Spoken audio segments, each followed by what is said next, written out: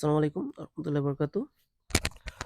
সমাজসেবা অধিদপ্তর, সমাজসেবা ভবন, প্রশাসন ২ শাখা, আগারগাঁও, শেরেবাংলা নগর, ঢাকা। এই সার্কুলারটা হচ্ছে অনেকদিন আগের। দেশে এরকম অস্থিরতার কারণে পুনরায় আবার মেয়াদটা বৃদ্ধি করা হয়েছে আবেদনের। সমাজসেবা অধিদপ্তরের আওতাধীন ১৩তম গ্রেডভুক্ত সমাজকর্মী ইউনিয়ন পদে জনবল নিয়োগের নিমিত্তে গত ১১/৬/২০২৪ তারিখে দৈনিক যুগান্তর, দৈনিক বাংলাদেশ, প্রতিদিন পত্রিকায় নিয়োগ বিজ্ঞপ্তি প্রকাশিত হয়। আবেদনের শেষ তারিখ ছিল ১৮/৭/২০২৪। এ সময় দেশে বিরাজমান পরিস্থিতি, বিশেষত ইন্টারনেট সেবা বিঘ্নিত থাকার কারণে ১৮/৭/২০২৪ তারিখের মধ্যে অনেক চাকরি প্রার্থী আবেদন করতে সক্ষম হয়নি। সেই পরিপ্রেক্ষিতে সমাজকর্মী ইউনিয়ন পদে আবেদন গ্রহণের সময়সীমা আগামী ২০/৮/২০২৪ হতে ৩/৯/২০২৪ পর্যন্ত বৃদ্ধি করা হলো।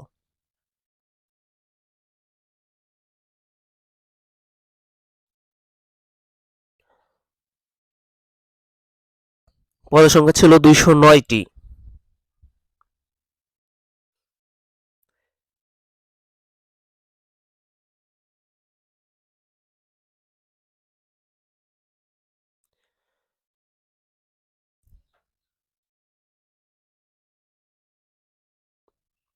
এখানে সব বিস্তারিত লেখা আছে।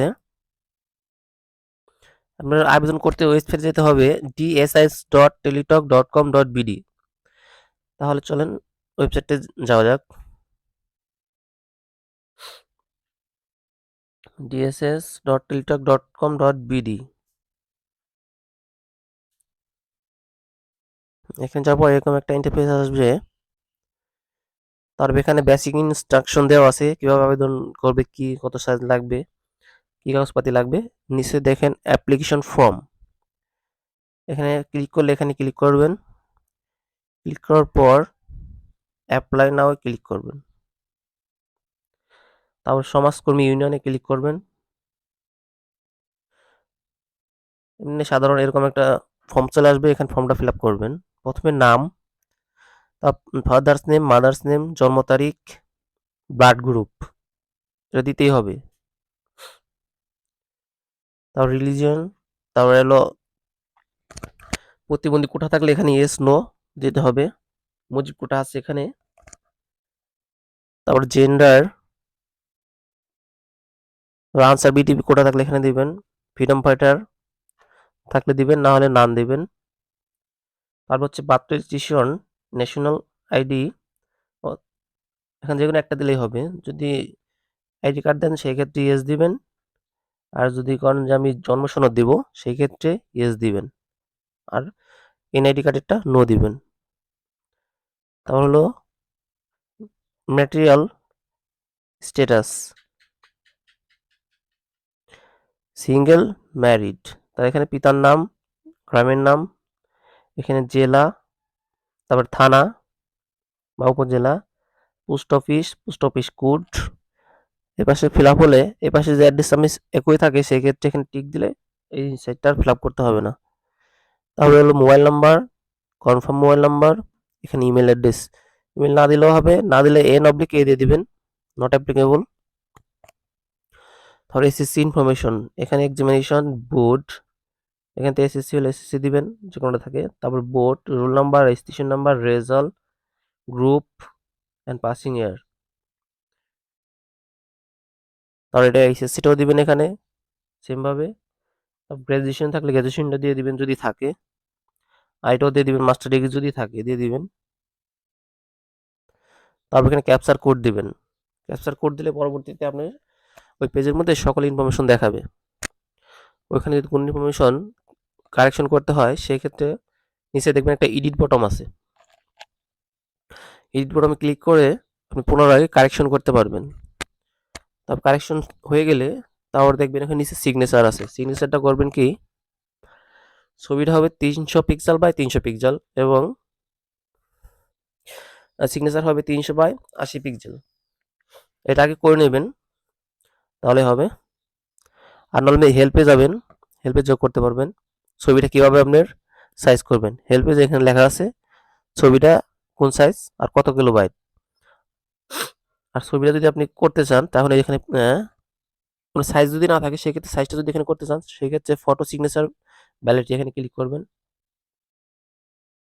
এখানে চেক করে নিতে পারেন যে ফটো ঠিক আছে নাকি বা ছবি ঠিক আছে নাকি সাইজ। আর যদি আপনি কোনো ছবির সাইজটা করবেন সেক্ষেত্রে যেখানে আছে লেখা আছে অনলাইন।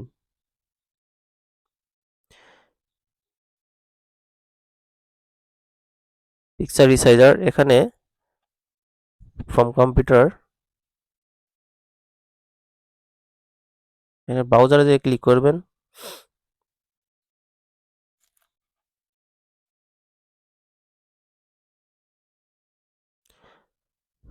ধরেন এই ছবিটাই দিলাম, কন্টিনিউ এডিট পিকচার।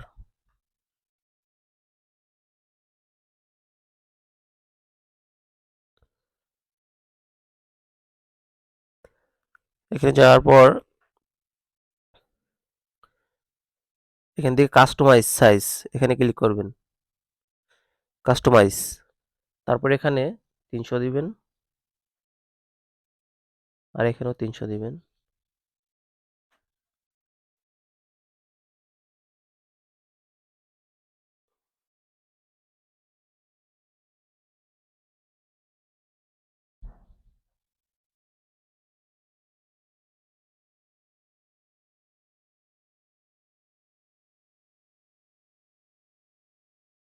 পিক্সেল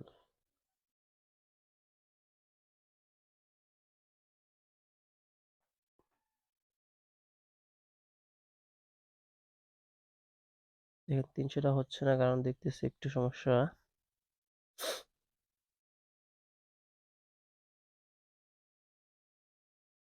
এবার এখানে আপনি ফরম্যাটটা সিলেক্ট করতে পারবেন, এখানে কোয়ালিটি এবং সর্বোচ্চ কত কোয়ালিটি ছবিটা নিতে চান এখানে সিলেক্ট করে দিলে ওই কোয়ালিটিটা আসবে এখানে। পিক্সেল 300।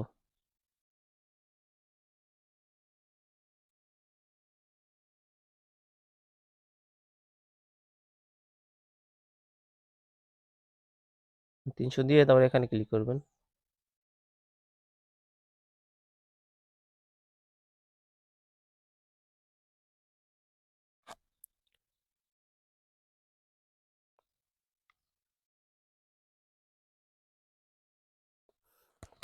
একটু সময় নেবে।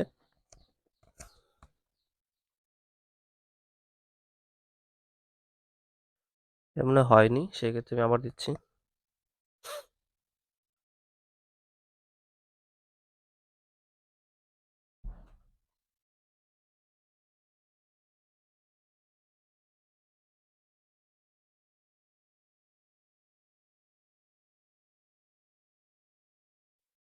এখানে সাইজ কাস্টমাইজ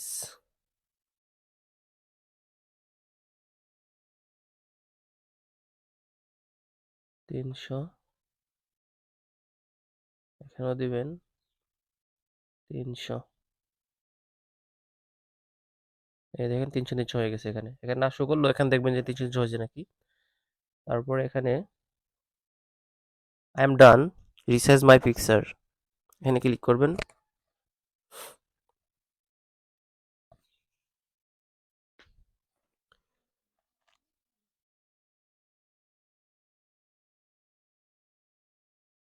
এই ছবির সমস্যা আছে সেই জন্য হচ্ছে না, এখান থেকেই করে নিতে পারবেন। Sorry the weight you enter can not be greater than original white.